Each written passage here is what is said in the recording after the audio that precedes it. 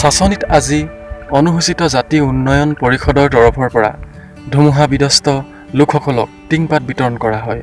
উক্ত কাৰ্যসূচীত উপস্থিত থাকে নাহৰকটীয়া সমষ্টিৰ বিধায়ক নৰেন সোণোৱাল, ৰাজ্যিক বিজেপিৰ কাৰ্যবাহী সদস্য প্ৰদীপ বুঢ়াগোহাঁই, অনুসূচিত জাতি উন্নয়ন পৰিষদৰ জিলাৰ চেয়াৰমেন হৰেণ দাস আৰু বিশিষ্ট বিজেপি কৰ্মী দীপেন হাজৰিকা। তদুপৰি অনুসূচিত জাতি উন্নয়ন পৰিষদৰ সদস্য কুশৰাম দাস, স্থানীয় ৰাইজ আৰু অন্যান্য ব্যক্তিসকল উপস্থিত থাকে। অনুসূচিত জাতিৰ উন্নয়ন পৰিষদৰ চেয়াৰমেন হিচাপে আজি যদি টিংপাত বিতৰণ কৰা হৈছে আপোনাৰ অনুসূচিত জাতিলৈ 16জন হিতাধিকাৰী আছে বুলি একদমতে আমি গম পাইছোঁ যে এই সন্দৰ্ভত আপুনি কি ক'ব? ইতিমধ্যে আমাৰ গোটেই জিলাখনত 150 বেনিফিচিয়াৰী আহিছিলে আৰু 150 বেনিফিচিয়াৰী আমি গোটেই জিলাখনত 7টাই লৈছে ভাগ হৈছে 16টাকে পইচা আৰু যিবিলাকত বেছি হৈছে আমাৰ যিহেতু চাবুৱা, লাহোৱাল, মৰাণ তাত অলপমান বেছিকৈ দিবলগীয়া আছে, গতিকে এইবিলাক আমাৰ 16জন পৰিছে আৰু সেই হিচাপতে যিসকল ডেমেজ হৈছে ফুল ডেমেজ তেওঁলোকক আমি বৰ্তমান দিছোঁ 16জন আৰু নেক্সট টাইম আমি চিন্তা কৰিম, কাৰণ এইবাৰ একেবাৰে কমটি আহিলে আৰু আমি সেইদিনাখন কথা পাতিলোঁ। আমাৰ চেয়াৰমেনে ক'লে যে এইটো একেবাৰে চেয়াৰমেনে ক'লোঁ আমি একেবাৰে কমটি আহিছে, আমাৰতো দিগদাৰ হ'ব, কাৰণ ডিব্ৰুগড়ত বহুত অনুসূচিত জাতিৰ লোক আছে, গতিকে এই বস্তুটো আমি ডাইৰেক্টত লিখিব লাগে। গতিকে CMৰ যোগেদি আমি ডাইৰেক্টক জনোৱা হৈছে অনাগত দিনত যিসকলৰ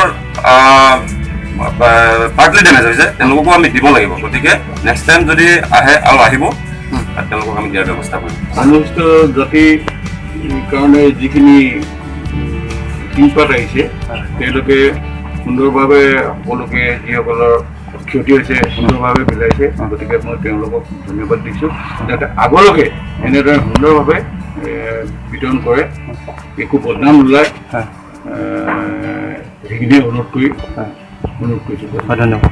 আমি এইবাৰ অসম চৰকাৰৰ মাননীয় মুখ্যমন্ত্ৰী ডাঙৰীয়াক আমি ধন্যবাদ জনাব লাগিব, কাৰণ পৰিস্থিতিৰ ওপৰত ভিত্তি কৰি, কাৰণ এই ম্যাদী পতাত যিসকল বান বিধ্বস্ত অঞ্চলত বা ধুমুহাত বিধ্বস্ত যিসকল আছিলে তাত দেখা যায় নদীপৰীয়া অঞ্চলৰ যিসকল ৰাইজ তেখেতসকলৰ ম্যাদী পতাৰ নথকাকৈ যিবিলাক আমাৰ দান অনুদান আহে সেইবিলাক পোৱাৰ ব্যৱস্থা নাছিলে, কিন্তু এইবাৰ চৰকাৰৰ পিনৰ পৰা এই সুবিধাখিনি কৰি দিছে। ম্যাদী পতা নোহোৱাবিলাক যিখিনি টিংপাতেই হওক বা অন্য ব্যৱস্থা যিখিনি দিবলগীয়া বস্তু আছিলে সেইবিলাক দিছে, তাৰ কাৰণে আমি ধন্যবাদ।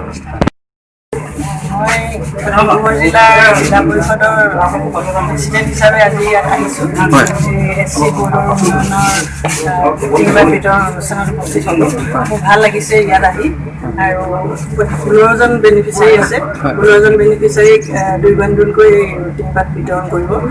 আৰু এই অনুষ্ঠানত উপস্থিত আমাৰ বিধায়ক ডাঙৰীয়া আছে নাহৰকটীয়া সমষ্টি, তেখেতকো ধন্যবাদ দিছোঁ। আমাৰ SC বৰ্ডৰ ডিব্ৰুগড় জিলাৰ ভাইচ চেয়াৰমেন উপস্থিত আছে, তেখেতকো ধন্যবাদ জনাইছোঁ।